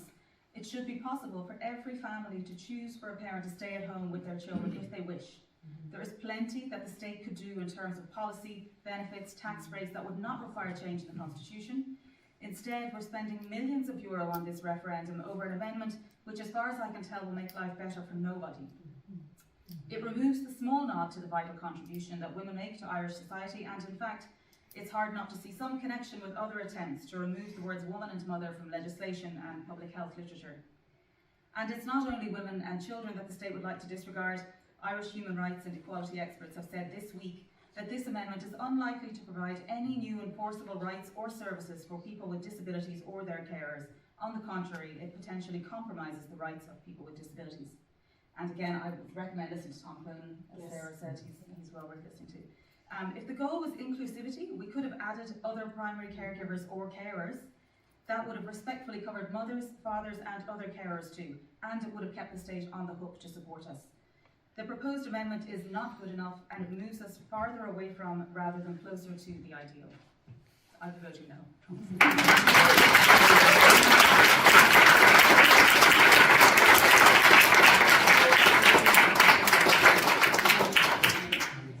Joe, you've got your hand up. Maybe introduce yourself to everyone. I better speak anyway, haven't Yes. mentioned. First of all, I can thank Sarah and Laoise and Colum for your excellent presentations and indeed everything that has been said by members of the audience. One thing that strikes me though is when we heard that powerful contribution just now, the sad reality is that the vast majority of people in the country have not heard that. The vast majority of people in the country, I think, don't understand the issues that are at stake. The people in this room do, thankfully, and the people that you communicate with, your friends, your family, they will understand the issues. And it's quite obvious to me, when the issues are explained as they have been tonight, people are definitely deciding to vote no. So there's a huge democratic deficit in this particular process. We've just recently had the establishment of an electoral commission, which was replacing what used to be the referendum commission, whose legal duty is to ensure that the people of the country are informed of the issues impartially. We're 2 weeks away. A very slim booklet arrived in my letterbox 2 days ago, but there has been very, very little on the media in terms of giving impartial information. And I want to congratulate yourselves, the women from Wicklow who have organised this meeting tonight, for your fantastic initiative in giving people the opportunity to hear the real issues. But I really do worry, because the issues are not being explained properly to the people across the country, there is a risk that it will be a yes vote. Mainly because of this unbelievable alliance of every political party, with the honourable exception of Paddock O'Brien, in kind of coming together and saying, look, we don't agree on lots of things, but we really do agree on this, that you should vote yes. And when people like Sinn Féin and Fianna Fáil and Fine Gael and the Greens and Social Democrats and whatever are all saying the same thing, to me as a cynic, I'd say there has to be some question asked about this. And they're all on the same page. And the other point I would make, and I'll finish up with this because I think it's a really serious matter, and again, the media, the mainstream media, and Colum might have a view on this as he's probably the preeminent expert on the media in this country, having lectured in the subject and having written on the subject for many, many years and been an esteemed journalist in the Sunday Independent himself. The fact that a senior cabinet minister, deputy leader of the Green Party, has said publicly that the Constitution effectively states that a woman's place is in the home, and when challenged that that is not the case, walked away and refused to actually accept what High Court and Supreme Court justices have said, that that is not correct. She continues to say it, and the Taoiseach and the various of the other leaders in government walked out of the press conference when they were challenged on that as well. That is an utter and absolute disgrace, and I think we have to keep our hopes, keep our spirits up, keep fighting, keep getting the word out. But I only hope that by the time it comes to the day of the voting, enough people will have heard the arguments that we've heard tonight, and we will be voting no. Thank you.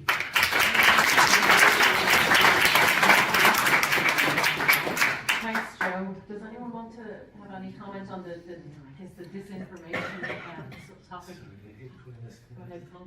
Yeah, actually, one of my first reactions is to think they actually had a press conference, because press conferences have become very thin on the ground. The old idea of a robust press conference where you can go along with journalists and confront people is well controlled nowadays. And the level of media control through, non-availability and so on is considerable. Media do have a difficulty where you have a consensus with, the main political parties. It's understandable that they do represent, they're voted for. I mean, I'm a firm believer in a democracy that people get a government they deserve. So if you've got all these parties and they're agreeing, it is throwing up a problem for the media. And I don't think on this one personally they've been that bad. I've seen them worse. It does bother me, though, that we have so little real engaged, intelligent, informed debate. That the level of where we're at is, as you said, the sexist language. That's what I'm afraid is going to happen. I mean, and it has to do with this thing now where everybody wants to be. It's like the social media infection. Everybody has to immediately take a position on one side or another. So we can't kind of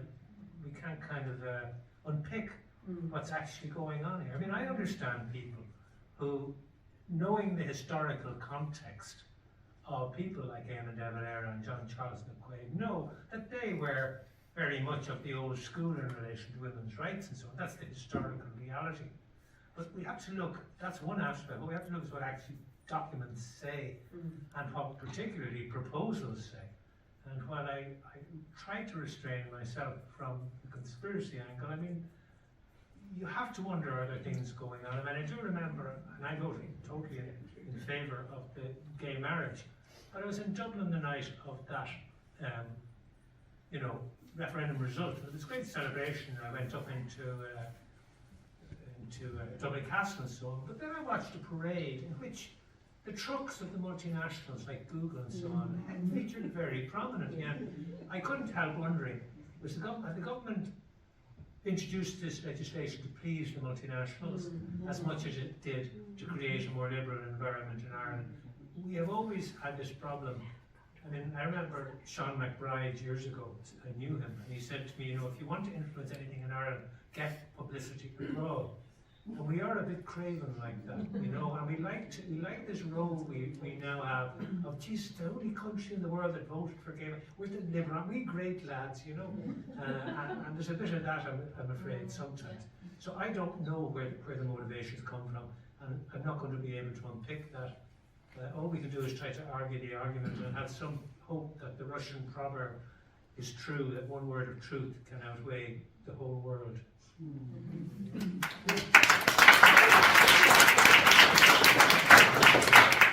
ahead there at the back. Sorry.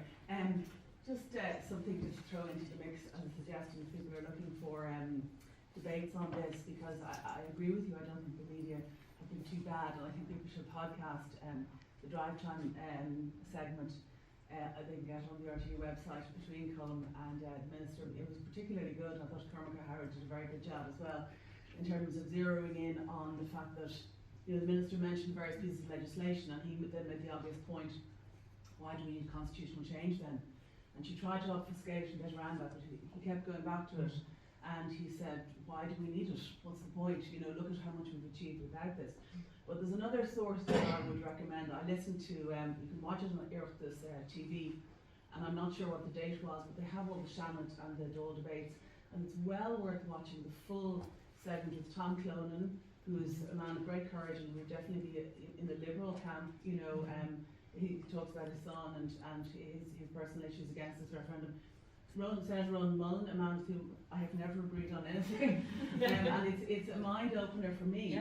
This whole issue, it's really broadened my mind, and I think it's good for me at 54, to have my mind opened. And you can have heterodox views, you can find commonality in people with whom you never agree. I still will never agree with Ronan Mullen on abortion, sorry, I get more pro-choice with every passing day, but, and that's true. But on this issue, he is magnificent, and he makes really substantively excellent points. Everything he says makes sense about it. He talks also about fathers, why could none have been she's father, and suddenly my head exploded. I was like, imagine introducing the duties of fathers in the home in the Constitution. Imagine us vindicating those rights. Imagine us vindicating the rights of women. And in 1937, it was a given that women were in the home. It wasn't an aspiration that women would be pushed into the home. My grandmother worked, and then she stopped when she got married. I mean, my mother, she got rounded somehow. She was affected by the marriage bar, but they sort of made her an exception. It was in the 60s. She got lucky. But it didn't stop a lot of women working. But those debates, Tom Clonan's contribution, Ronan Mullen, and actually Michael McDougall, who's also someone that was agreed with over the years, he speaks very movingly about his own mother, who was an architect. And she, I was kind of thinking, how is Michael McDougall so sensitive on this issue? And then I realised he had a fantastically educated, wonderful mother. And a woman's education who becomes a mother is never wasted. It's never wasted. I have ludicrous amounts of education, and I spent many years at home with my daughter as a single parent. It's never wasted. And educated women are never wasted by being a mother. There's no, and even Mary Robinson resiled on her original thing, the hand that rocks the cradle, rocks the world. She didn't like that when she was, going for the president. I support her as president. But she said, she thought about it afterwards and said, hang on a second, mothers are really important, and there's validity to that. But just, sorry, I'll stop waffling now. But just look up on Oireachtas TV, you can find the Senate debates, and the contributions of McDougall and Mullen and Clonan are really excellent. Brilliant. It's so funny actually, just on Ronan Mullen. I would never have agreed with him on anything, I think, up until very recently, and now I have a little pin up of him on the wall. Lots of us do. And he's good company as well. Sorry, go ahead, Mary. My name name's Mary Cavanagh. I'm an independent councillor with Wicklow Municipal District, and John's one of my independent colleagues here in Bray. And delighted to be here tonight, delighted to hear such wonderful speeches from all you ladies in particular, but you as well, Colum, in fairness. But what I feel is very missing out there in the country is what you're saying reaching a larger audience. And I feel that the media is trying to compress things, to try and kind of toe the party's line. I feel it's very unfair, because I feel that women in particular, if they heard, because an awful lot of these amendments relate specifically to women. You know, woman, mother, caring, all that kind of stuff. And if they could hear what you have to say, that I don't know what the answers are. I know that social media helps. My reading, I don't participate in Twitter, but I do read it. And to me, the no vote is just absolutely, I'd say it's about 80%. But that's Twitter. That's not everybody. And there's an awful lot of people out there who don't use social media at all. Yes. So if there's any way that you can get your message out there, preferably through mainstream television, you have to be given a chance. But I presume because you represent this group or that group, you'd probably be blocked anyway. Yeah. I don't know, but I'm assuming that's what they do. I think there's a particular bias in RTE, is there? RTE were at the debate in Waterford, so we'll see if there's anything. They actually filmed the debate. I think they said it was for something on Friday. They didn't really say, so I don't know whether this is going to be some special on the referendum. But look, maybe they are doing some coverage.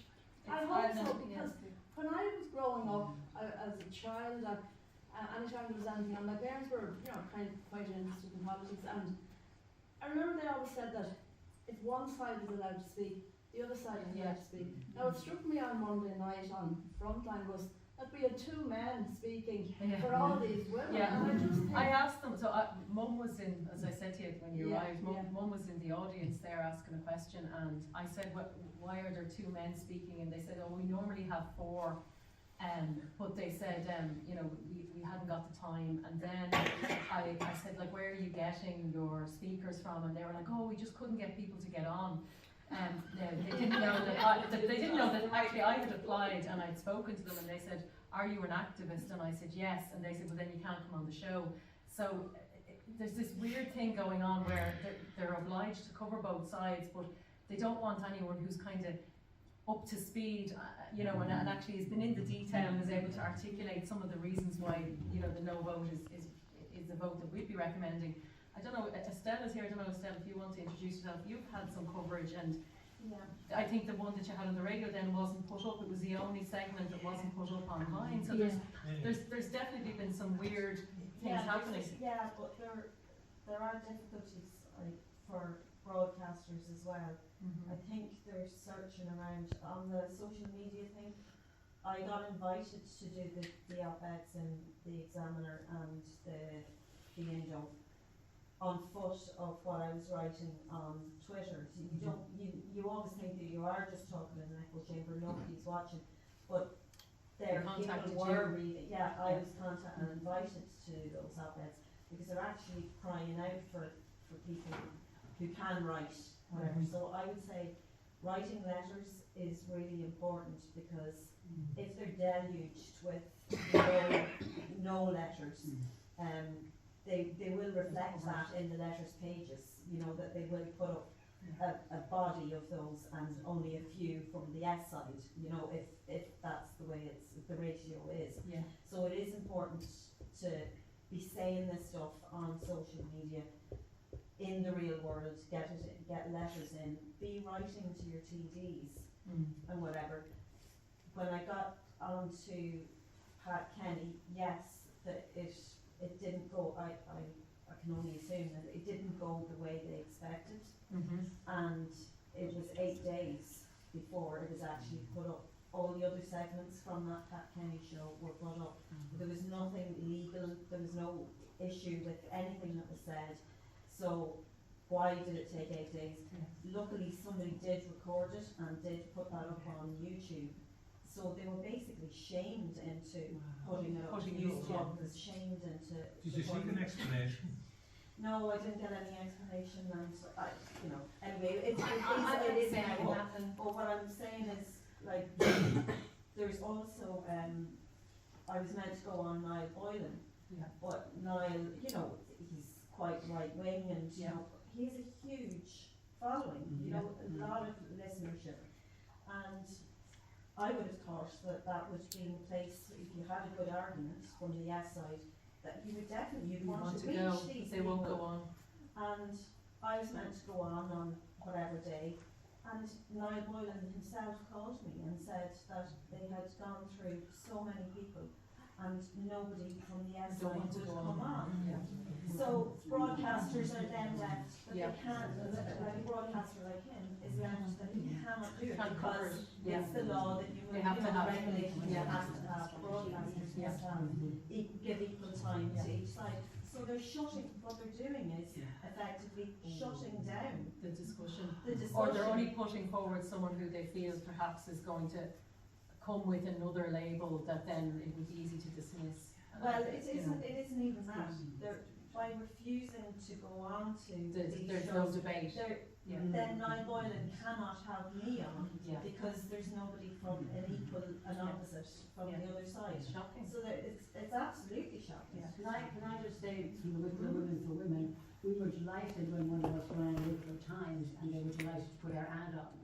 And that's the first newspaper that was delighted. We couldn't believe that we got a front page ad. Now, then East Coast FM got in touch with us and asked us to come on for a slot to talk about why they wanted people to come to our meeting. We had one of our women waiting for half an hour and they never rang at the time to tell her that they weren't taking her on. They blanked us completely. They're all waiting for the segment. We've asked for the explanation. So I was meant to be going on to speak, and I was there waiting. I prepared. The time came. The women are all telling me what's being talked about now, and I was waiting there. Call didn't come. I rang about half an hour later to say, just wondering what happened. I was waiting, and I prepared, and I cancelled something to take your call. And they said, oh, we'll get someone to ring you back later, and nobody rang. I sent an email that night. Got a response. I sent an email saying, just what I just said, that I cancelled some plans and prepared. And they emailed back and said, oh, we tried ringing a couple of times to explain, but there was a funny ringtone. I said, it was the same number that you rang me on yesterday. What station was that? East Coast FM. So it was disappointing because obviously they wanted to do it and then somehow they decided. I think it's further up the editorial chain is what's happening, because I've had numerous cases like that where I did a long form interview with News Talk, and I was meant to go out onto News Talk bulletins and Today FM. It never saw the light of day. And what happens then is, because you're dealing with a freelance producer, and they're then not on shift when you call them up to chase them and say what's happening. And we've had farcical things with people from the Countess saying, well, what happened to that news item, and the person will just start blocking them. We've had them, like, because we're trying to chase up on what happened to the footage. I was invited to speak on that UCD. I assume it's that UCD debate panel, and formally invited like a week in advance, and then formally rescinded. Now I just want to let you know that I've just been invited to another UCD panel, and I just want to say that out loud in public, because I couldn't get rescinded again. So at least you know it's happened since the 7th. Why did they say? Did they give a reason? They said students had concerns about your organisation, and we've taken a vote. We've taken a vote and we've decided, but the next one is I've had a big long email about they want to have a proper body leaders debate, so that's the 7th of March in UCT. If anyone lives near there wants to go, so that's 6:30 in UCD. Like, I also was invited to be part of the Law Society panel, and then on the day that didn't happen, like deplatform. So like there's a lot of kind of weirdness happening, is the only way I can describe it. Sorry to that Law Society is 4 yes, 2 no. I know. I mean, I even said, look, I'm here, I'm prepared, I'm fully prepared to go on, and I said, well, there was a PR person, and they were like, oh, I don't know who you are, and I said, well, like, my name's been given to you by Brenda Power, and you know her, and she's vouching for me, and she's a panelist, and they were like, no. And I said, well, you've got 4 against 2, it looks very bad. And they didn't even give double the time to the 2 on the no side, so it was completely skewed. Well, that's actually historically the case with the pro-life referendum. I'm hearing that, but it's similar, yeah. You would see interviews, and there would be like Maria Stein, who's very informed barrister on the subject, and there would be 3 yes and 1 no, and they kind of clubbed up against her, and she was actually the most intelligent speaker and the most informed on her subject, but it's a kind of a club mentality, and it sounds like the same rhetoric, the same kind of culture has kind of, it just seems to kind of pervade Irish politics and Irish policies and development of programs. So you kind of wonder, well, what's the way out of that? You know, because like if we're experiencing this now, we experienced it back in when was the last referendum? The amendments. Oh, was that 2018? Was it? 18, yeah. And now we're in 2023. We've been through COVID. We've been through the most controlling kind of era of our civilization since I was born. And you think, well, is it going to be the same in another couple of years, another 5, 10 years? And are we going to have lectures and young people centred around, you know, in another 10 years talking about the same thing? Is there a way that we can actually break the kind of the nexus of arrogance? Is one of that's what it is. You vote them out anyway. Yeah, vote them out. So anyway, that's just it's very.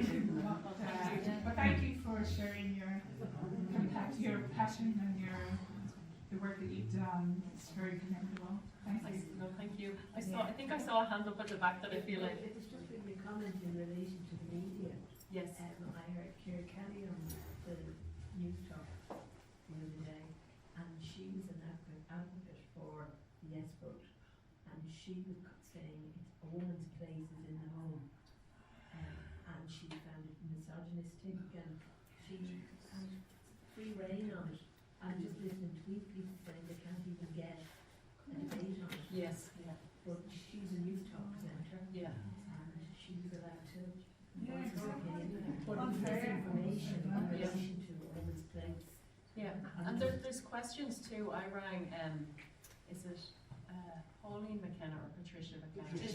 Patricia McKenna, when did I ring her? About a month ago.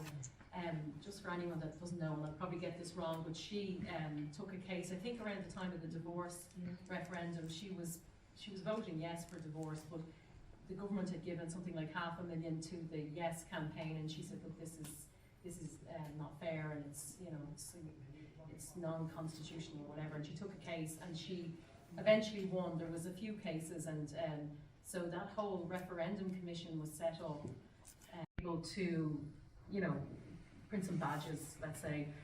But there is no access to any funding. So then you go, well, maybe there's no funding for the yes either.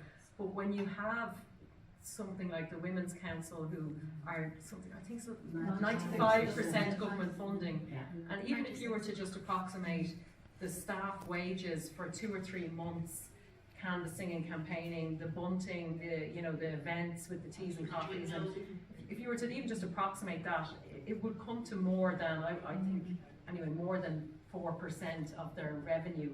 And so you have to kind of step back and you see that there's lots of these NGOs that are spending what you could trace back as potentially government funding.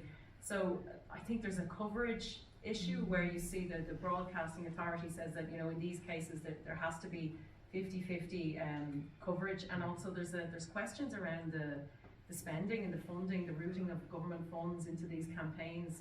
And then you see Roderick as well, who said at the outset, maybe 6-8 weeks ago, that he expects all the NGOs to come in behind this, and that they have to justify it if they don't. He kind of more or less was holding them all to ransom.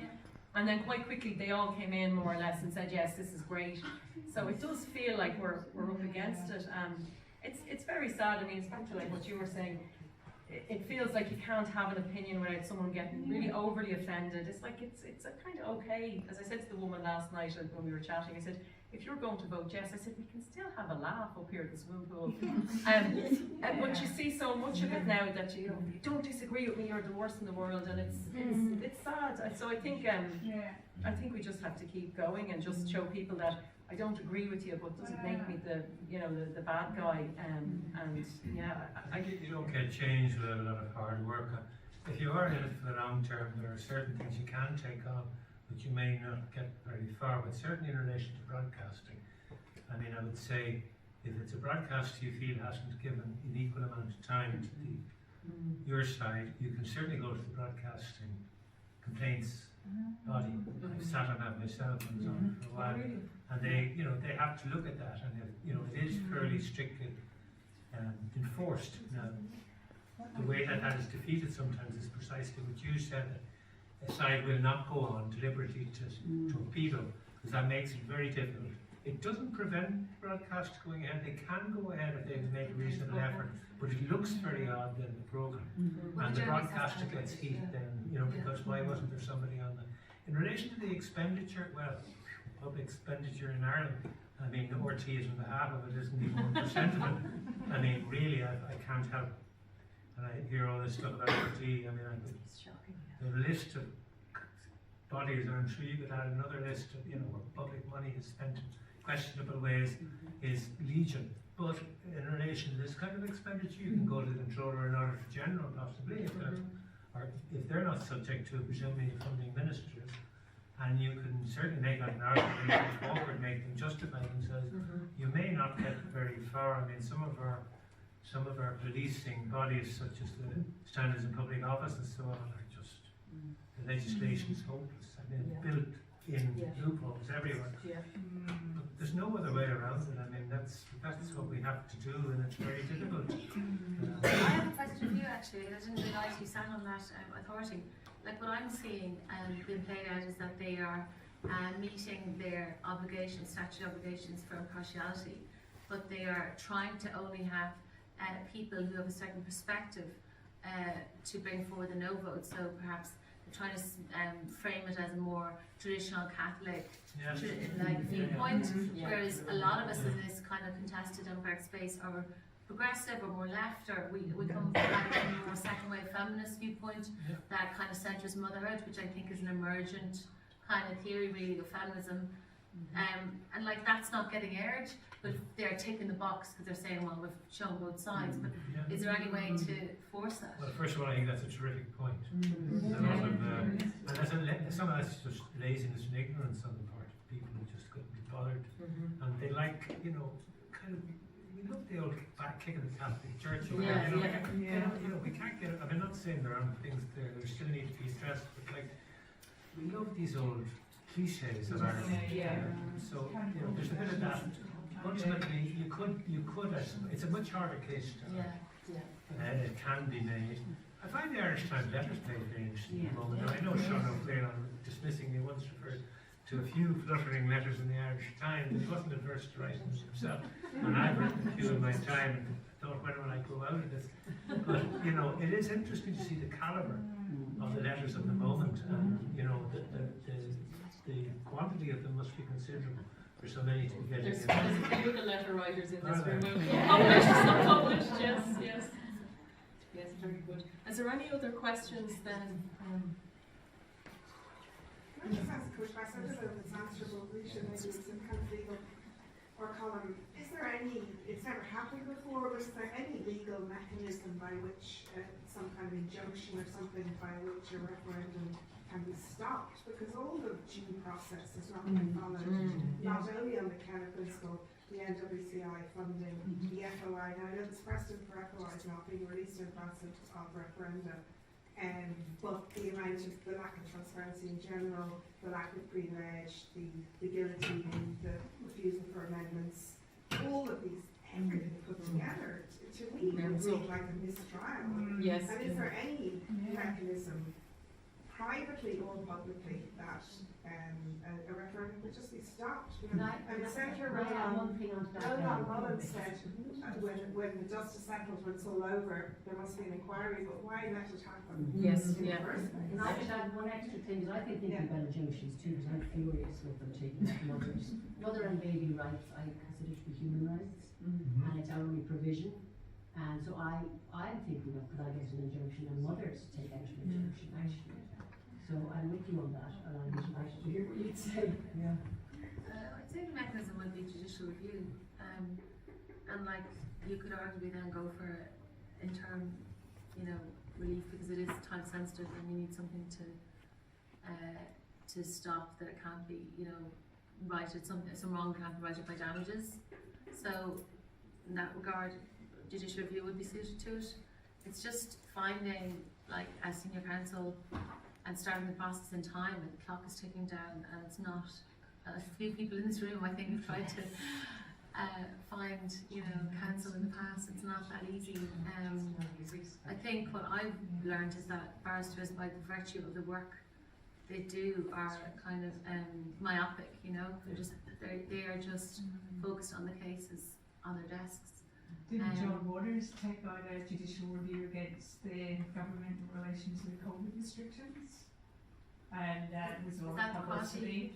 Was that in Is that the one that's happening? Yeah, he took court proceedings against the government. John Waters, the author, the journalist, he's Irish. Yeah, no, of course. And Tracy O'Mahony is just brought proceedings, hasn't she? Yeah, they went to court, him and other journalists. Judges are very reluctant down the road of interfering with the democratic process. Whatever about a judicial review, which might take place after the vote has taken place, has been issued an injunction. And I mean, when you look at it objectively, you have all the political parties, main political parties in the country have effectively voted to have this referendum. Yeah. Very hard to argue. Yeah, they're not going to. Other than on the merits of the case, I think the other points are all very legitimate and need to be addressed about funding and so on. But I don't think the court is going to just do it like that. I spoke to Patricia McKenna as well, and I didn't really get the answer I wanted with regard to funding. It was the case that, like, the test was that public funds could not be used, to promote one side in the debate. But my understanding was that was changed since, with kind of tweak that was done, just as I think, just as recess was happening for Christmas, legal and parliamentary and legal recess. So it was at the 11th hour, it kind of went under the radar, but it changed that statutory obligation. And I think there was other cases, in the simplistic case. So basically, it's the government are allowed to spend taxpayers' money on explaining the proposal. Now, my argument would be, how can you explain the proposal without promoting it? I don't think it's possible, but they are allowed to do that. And also you have to prove that the money spent is exactly from public first. So. Look, I think people are probably keen to get home, so look, we'll call it a night there. There is a little list for names and email addresses at the back of the room if anyone wants to leave their details.